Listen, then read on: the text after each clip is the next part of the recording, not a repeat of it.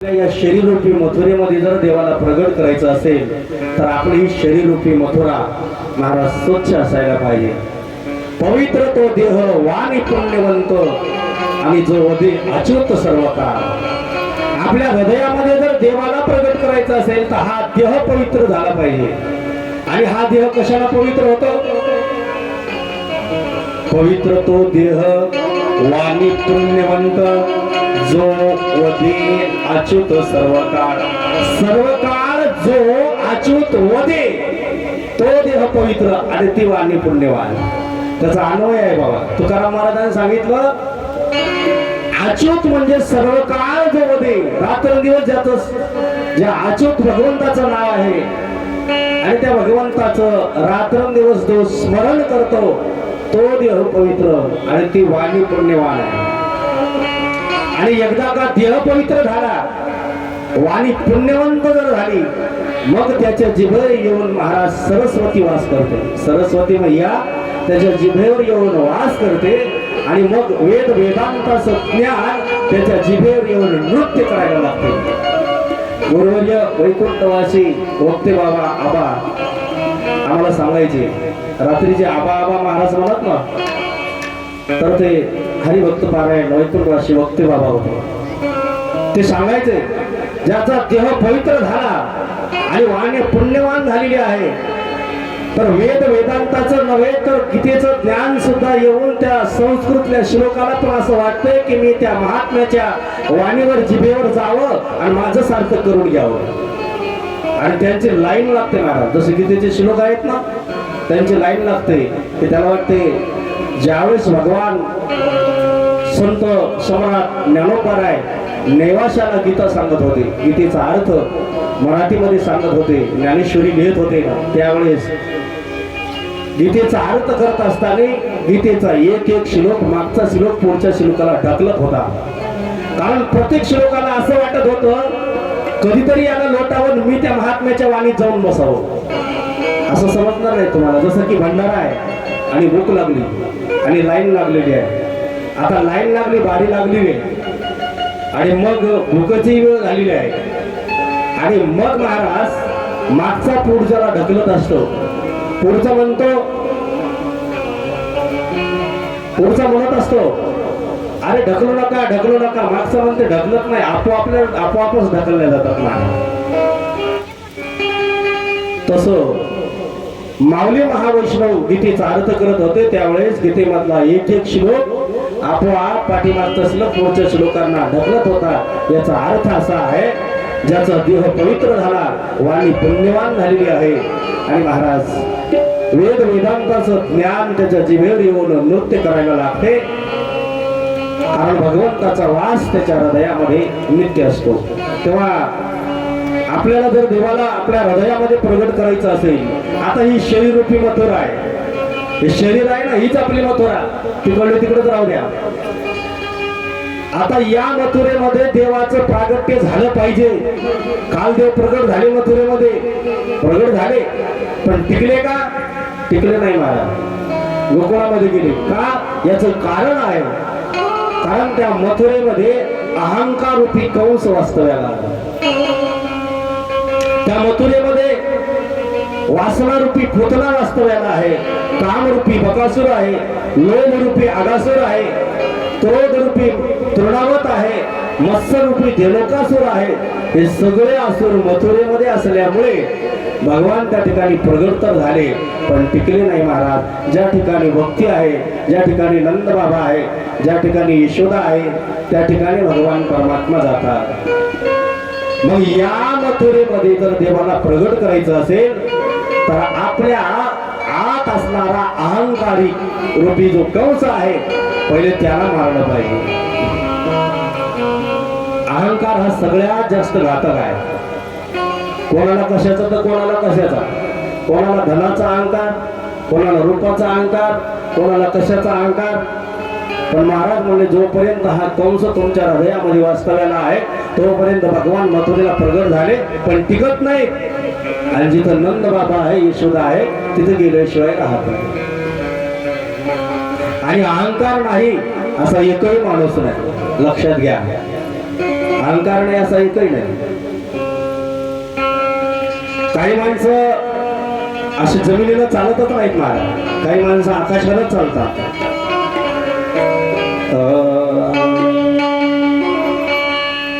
अरे आसमान पर उड़ने वाले, अरे आसमान पर उड़ने वाले, धरती को पहचान किसी का नाम नहीं अभिमान, किसी का नाम नहीं अभिमान, किसी का आसमान पर उड़ने वाले, आसमान पर उड़ने वाले, धरती को पहचान किसी का नाम नहीं अभिमान, किसी का नाम नहीं अभिमान, किसी का नाम नहीं अभिमान.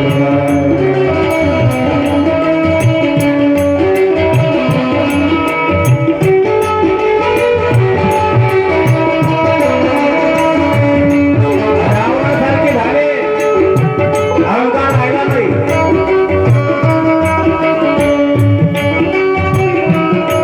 या भारताचा सम्राट राजा धृतराष्ट्र, त्याचा सुद्धा अहंकार राहिला नाही.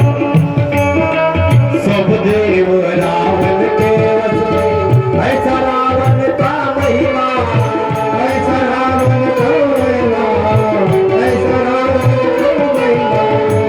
रावण लाल बल धन की सीमा, बल धन की सीमा, अभिमानी रावण की लंका, अभिमानी रावण की लंका, जल गई पूर्ण सभा.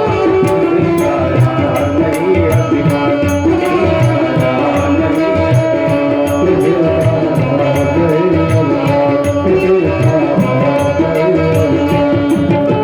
रहा नहीं, रहा नहीं, रहा नहीं, रहा नहीं, रहा नहीं, रहा नहीं, रहा नहीं, रहा नहीं, रहा नहीं, रहा नहीं,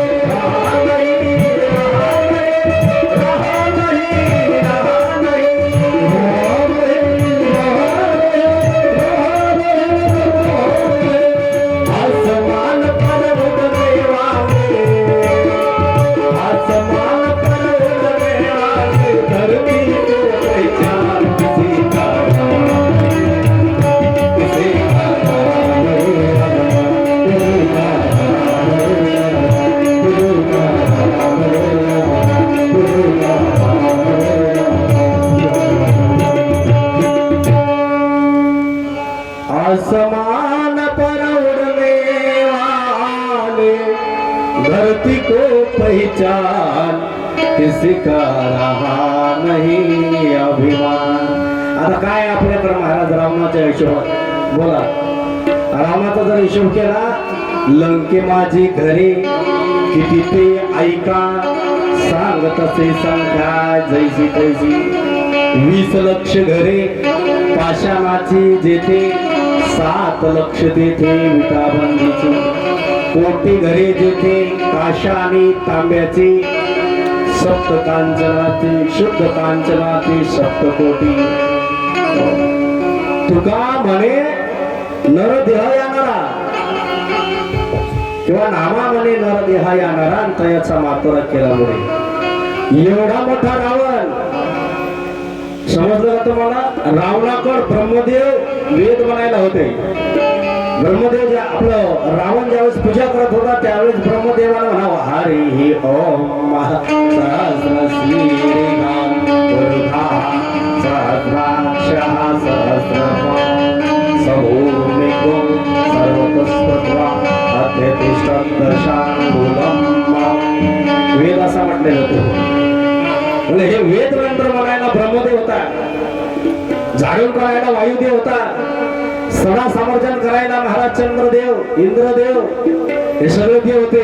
आणि हे 9 ग्रह आहेत ना बाजूला, आपण 9 ग्रहाची स्थापना केली ना, हे 9 ग्रहाच्या 9 पायऱ्या होत्या आसनावर रावणाच्या. रावणाचं असं आसन होतं, आणि त्या 9 ग्रहांना उलट ठेवलं होतं, त्या पायऱ्यावर उलट ठेवलं होतं. त्याच्यातला एक ग्रह होता राहू. तो म्हणला फक्त मला सरळ करून पाहिजे, मला फक्त तोंड तुझ्याकडे करू दे, मग तुझी एवढी मोठी रावणाची लंका कशी जाळतो पाय. आणि एक दिवस तो सरळ झालाच. एवढा मोठा रावण आणि आता त्याच्या हिशोबात आपली संपत्ती किती आहे पहा. आपला असून असून काय असणार आहे सावकार मामा, 2-3 तसव्याचं घर, एक रिकामा प्लॉट, 2 हंडी बैल, एक मरकी म्हैस, एक रिकामा प्लॉट, त्याच्यात एक कोरडा बोर नाही का, 2 हंडी बैल आणि एखादं शहाणा असलं तर शेवढं एवढं पोरग, दुसरं काय असून असून काय असणार. आता रावणाच्या संपत्तीचा आणि आपल्या संपत्तीचा जर विचार केला तर एका दिवसाचं लाईट बिल सुद्धा होत, तरी सुद्धा माणसं म्हणतात मी काय समजतो, नको समज, कळल तुला कळल, येऊ दे पुन्हा कोरोनाची लाट, मग कळत नाही का. हा जो अहंकार आहे ना, सगळ्या दुःखाला कारण हा अहंकार आहे. आणि हा अहंकार म्हणजेच या शरीररूपी मथुरेतला कंस आहे. जोपर्यंत या शरीररूपी मथुरेतला कंस तुम्ही मारणार नाही तोपर्यंत आनंदाची प्राप्ती नाही. आनंद म्हणजेच कृष्ण आहे, आनंद म्हणजेच देव आहे. तोपर्यंत महाराज देवाची प्राप्ती नाही. या शरीररूपी मथुरामध्ये अनेक राक्षस वास्तव्याला आहे. लोभरूपी आगासूर आहे. लोभ सगळ्यात खतरनाक घात करणारा महाराज लोभ आहे. सगळं संपूर्ण मथाऱ्याचं आयुष्यही संपत आलं, असे हात हालायला लागले. रस्त्यावर जर चाललं ना, सुतळीचा नाडा पडला तर ते उतरू लागलं एक मथार. मी पाहिलं, त्यामुळे आबा आता याचं काय करता, येईल गोठ्यात बांधायला पोरायला काही, तो मड बांधायला काम येईल. आता 90 वर्षाचा झाला, तुला सुतळीच्या नाड्याचा मोह सुटेल तर घरदारांचा परपंच केव्हा सुटाल. हा राक्षस आपल्या शरीररूपी मथुरेमध्ये आहे, त्याला लोभ म्हटलेला आहे. आम्ही कितीही सांगा, लोक जशाला तसे कबूल झाले. गोपाल कृष्ण. मग जोपर्यंत हे या शरीररूपी मथुरेमध्ये आसुर आहेत, भगवान तिथे प्रगट होतात, काही अडचण नाही. आता 7 दिवसाचं वातावरण तयार झालं, तुमच्या हृदयामध्ये देव प्रगट झालेला आहे. प्रत्येकाच्या हृदयामध्ये माझा परमात्मा भक्ती सह प्रगट झालेला आहे. म्हणून येऊन बसलात तुम्ही. तुमच्याकडे काय वेळ आहे का, तुम्ही काही रिकामे थोडे आहे महाराजाच्या समोर बसायचं. आता सध्याचं जे ऑनलाईन जग आहे याच्यामध्ये सगळं काही भेटल, फक्त महाराज आमचा वेळ मागू नका. आमच्याकडे वेळ नाही, बाकी सर्व आमचं काय घ्यायचं तर घ्या, पण वेळ आमच्याकडे नाही. पण आता हे 7 दिवसाचं वातावरण तयार आहे. आता या शरीररूपी मथुरेमध्ये देव प्रगट झाले, पण टिकत नाही. जसं सप्ताह झाला की पुन्हा जशाला तसेच महाराज.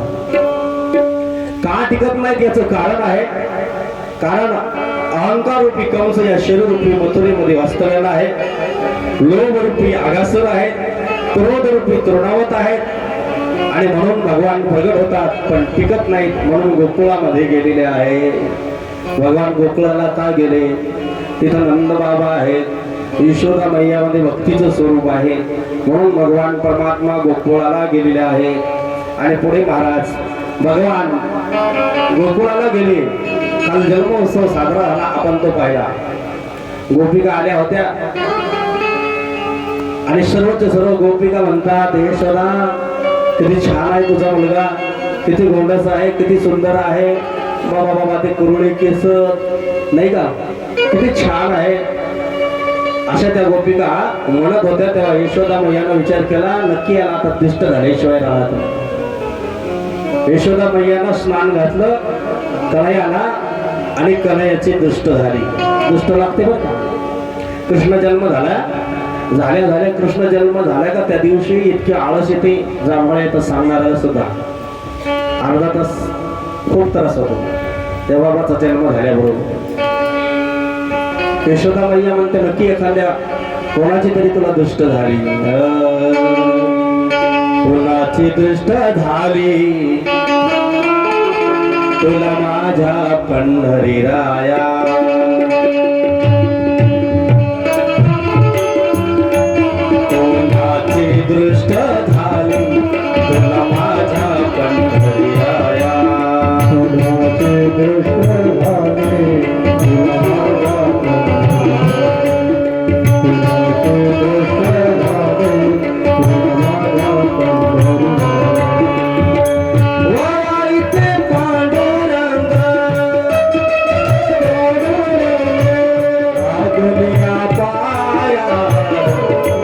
कुणाचे दुष्ट झाले तुला माझ्या पंढरीराया कुणाचे दुष्ट झाले तुला माझ्या पंढरीराया कुणाचे दुष्ट झाले तुला माझ्या पंढरीराया तुझ्या पायीचे दिष्ट झाले बाळ जड बनवाली तुझ्या पायीचे दिष्ट झाले तुझ्या पायीचे दिष्ट झाले बाळ जड बनवाली तुझ्या पायीचे दिष्ट झाले बाळ जड बनवाली वाईते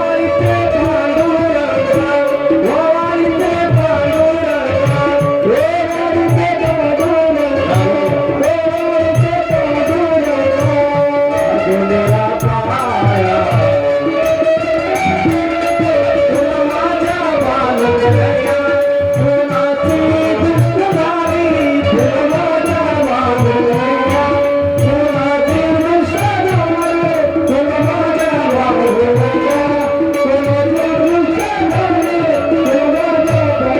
वाईते पांडुरंगा यशोदा मैयानं पाळण्यामध्ये गोष्ट काढून टाकलेला आहे आणि कन्हैयाला सकाळी सकाळी स्नान घालून झोपी घातलेलं आहे पाळण्यामध्ये. झालं असं इकडं ज्यावेळेस वसुदेव त्या मुलीला घेऊन आलेले होते, इकडे जे माया होते डोक्यावर घेऊन वसुदेव ज्यावेळेस मथुरेमध्ये आल्याच्या नंतर ती कार्टी रडायला लागली. कोण सुद्धा धावत पळत आला आणि म्हणला आठवा आला. शिपाई वगैरे सर्व कंसाला बातमी सांगतात. आता ती रडायला लागली, तेवढ्यामध्ये कंस आला आणि आल्याच्या नंतर पाहतो तर मुलगी आहे. तो मला मुलगी का असेल पण आठवी आहे ना.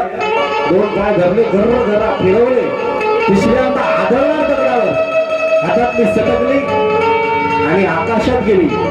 अरे ती बोलायला लागली, अरे कंसा मला काय मारतोस, माझ्याशी काय राजकारण करतोस बाई माणसाची, तुला मारणारा या ब्रजमंडळामध्ये जन्माला आहे, तुला मारणारा या ब्रजमंडळामध्ये जन्माला आलेला आहे. असं म्हटल्यावर कंस घाबरला. ब्रजमंडळामध्ये जन्माला आता काय करावं. एक असुर होता, ज्याचं नाव होतं बकासूर. बकासूर बाजूला होता. तो म्हणला, राजे काळजी करू नका.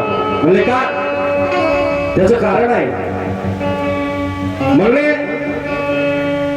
हिनं सांगितलं की ब्रजमंडळामध्ये तुमचा शत्रू जन्माला आला. झालेच किती दिवस, 5-6 दिवस झाले बी नसते. मग आपण काय करू, 6 महिन्यातले आतले जे सगळे डिपार्टमेंट आहे त्याला अशा नसा टोचू की कोणा जिवंत झालेलं पाहिजे. मग काय करावं. म्हणले माझी बहीण आहे, जिचं नाव आहे बकासुराची बहीण आहे पोतना, आणि त्या पोतनेला बोलवलेलं आहे. पोतनेला सांगितलं हे काम तो करायचं आणि या ब्रजमंडळातले लहान लहान जे मुलं आहेत ते सगळी तो मारून टाकायची. आणि तिनं आपल्या स्तनामध्ये विष धारण केलेलं आहे. आपल्या स्तनामध्ये विष घेऊन निघाली. पण सुखदेवजी सांगतात, राजन एवढा सुंदर तिने शृंगार केलेला आहे, अशी ती नटली की कोणाला वाटलं पाहिजे की मी राक्षसी नाहीच महाराज. एवढं सुंदर स्वरूप तिनं बनवलेलं आहे.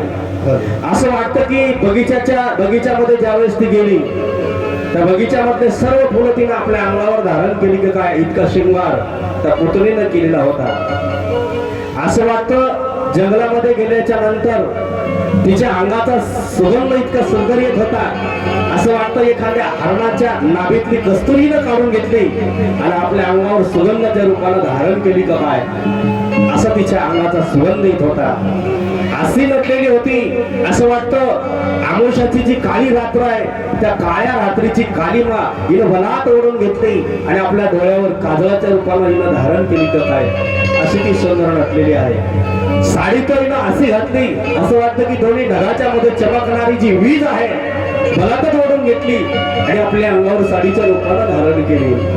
असं वाटतं सकाळी सकाळी निघालेला जो सूर्य आहे त्या सूर्याची लालिमा पुतणीनं बलात ओढून घेतली आणि आपल्या ओठावर लिपस्टिकच्या रूपानं धारण केली. आणि महाराज अशा प्रकारे सप्तसुर जसे आहेत, सरस्वतीचे 3 धनु आपल्या पायामध्ये जे पैंजण घातलेले आहेत आणि त्या पैंजणाचा जो आवाज आहे असं वाटतं की सरस्वतीची सप्त स्वर आहे असा शृंगार त्या पुतळीनं केला आणि शृंगार करून पुतळा आलेली आहे. संत शिरोमणी नामदेवराय वर्णन करतात. कंस पाठवली मायावी पुतना, कंस पाठवली मायावी पुतना, दिवली असताना बाळे मारे दिन दुर्बळाची मारिता बालके. ब्रजमंडलात गेली आणि पहिले झोपडपट्टीवर गेली. दीन दुर्बळाची मारिता बालके. झोपडपट्टीवर गेली, लहान लहान मुलं खेळत होते, लगेच मांडीवर घेतले, स्तनाला लावले, 2 घोट पिले की मुलगा जाग्यावर गेला. दीन दुर्बळाची मारिता बालके, करिता ती सोके माया बात, करिता ती सोके माया बात, दीन दुर्बळाची मारिता बालके. असे लहान लहान मुलं मारत ती निघालेली आहे. आणि असा शृंगार करून आता हिनं टेस्ट घेतली आणि नामदेवराय म्हणतात कुठे गेली. नामा म्हणे आली नंदाची घरी, नामा म्हणे आली नंदाची घरी, स्वरूपी सुंदरी देवांगना, स्वरूपी सुंदरी देवांगना, दीन दुर्बळाची मारिता बालके, दीन दुर्बळाची मारिता बालके. नामदेवराय वर्णन करतात. नामा म्हणे आली नंदाची घरी आणि नंदाच्या अंगणामध्ये ती उतरली. सुखदेवजी सांगतात राजन, ती पुतना कशी दिसत होती असं वाटत आहे की स्वर्गातली एखादी अंगणा त्या ठिकाणी कृष्णाला भेटण्याकरता पाहण्याकरता आलेली आहे. कारण ब्रजमंडळातल्या अनेक स्त्रिया येत होत्या. कशा करता येत होत्या. अनेक स्त्रिया येत होत्या आणि यशोदा मैयाला घरोघरी बसणाऱ्या स्त्रिया येत होत्या. म्हणजे नंद राजाला मुलगा झालाय आणि वयाच्या 35-40 वर्षी मुलगा त्या ठिकाणी झालेला आहे. म्हणून ब्रजमंडळातल्या काही स्त्रिया, काही पंडितांनी सर्वच्या सर्व येत होत्या आणि यशोदा मैयाला काय म्हणत होत्या, तुला कृष्ण झालाय ना, त्या बदल्यामध्ये आता आम्हाला काही दे, मागण्या करता येत होत्या. लाला जन्म सुन आई यशोदा मैया दे दे बधाई, लाला जन्म सुन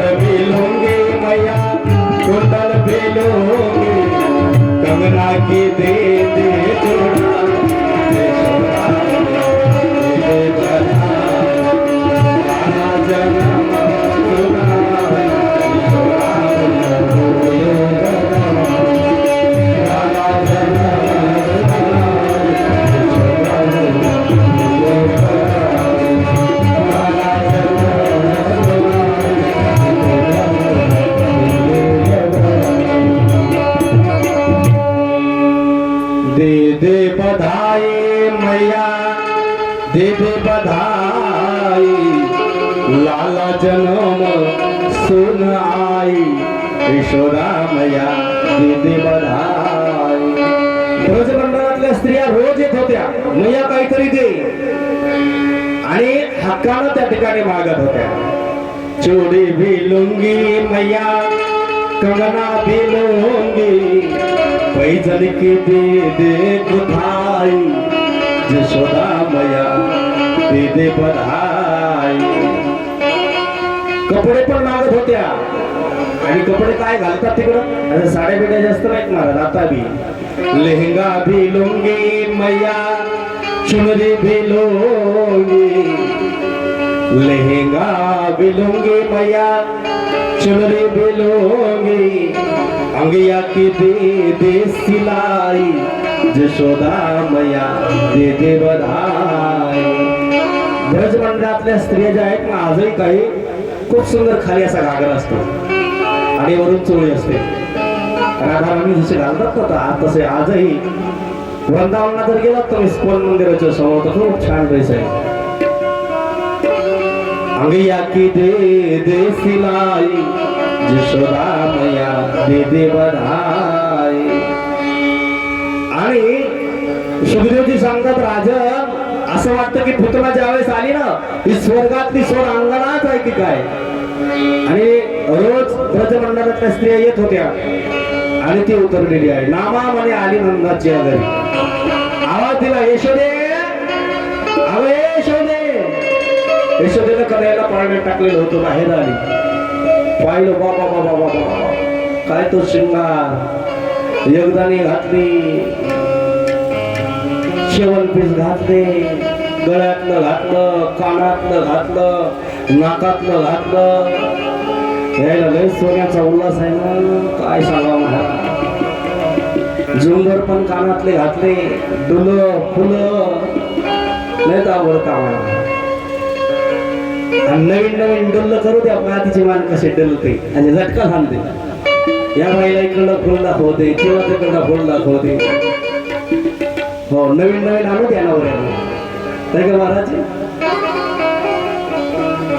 नुसते नाकात मोरडी जरी असली ना मोरडी म्हणतात कळते तुम्हाला तुमच्या इकडं का असते ते नाकातले मोरडी कानातलं किडूक मिडूक हे जरी नवऱ्यानं करून आणलं ना असे नाकाला झटका आणते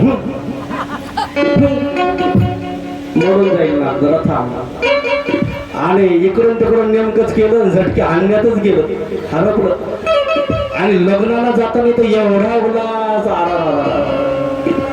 बाईच्या गळ्यात नसलं काही नसलं तरी दुसऱ्याचा उसला पासलं मागून पण नेते बाई तू याच्या दिवस पद द्यावं लय मोठ्या लोकांनी मी एकटी चांगले नाही सर